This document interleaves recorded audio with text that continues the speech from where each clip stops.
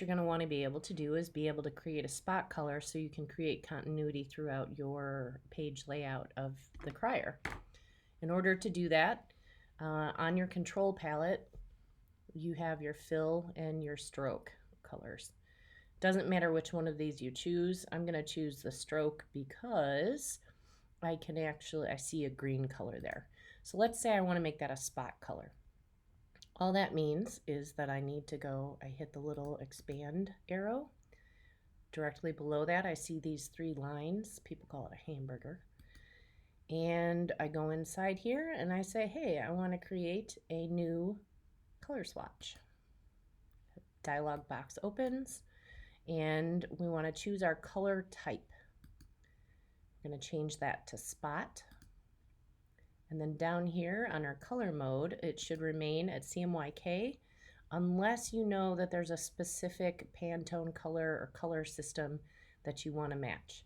I recommend just sticking with CMYK, but you'll notice if you went to, for instance, Pantone and CMYK uncoated, uncoated would be the kind of paper we would be using. If you chose that, then you do have the full range of existing Pantone colors, and there are quite a few of them. But if you have an idea of what you are wanting to create, just leave it at CMYK, and then you can use the sliders to adjust your color.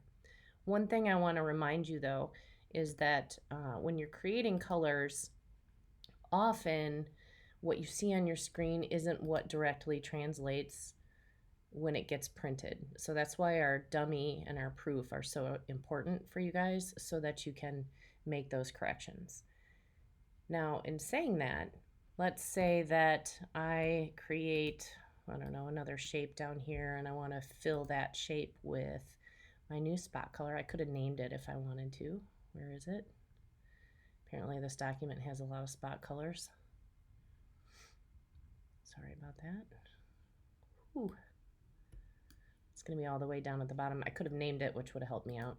But let's say I wanted to apply this spot color here inside of this box. Here's the benefit of using a spot color. If I want to go back in, I should be able to edit that spot color, and it will change all of the spot colors at the same time. So I don't want to do any new. Maybe swatch options. Yeah, that looks right. So watch what happens here. If I hit preview and maybe I want to have a little less yellow in there. Notice what happens. My color actually changes. Maybe I want to switch to a blue color. Well, now my spot color has changed, and it's changed in all of the places that I've used it. So it's really, really helpful to start with a spot color when you're coloring multiple things within a layout.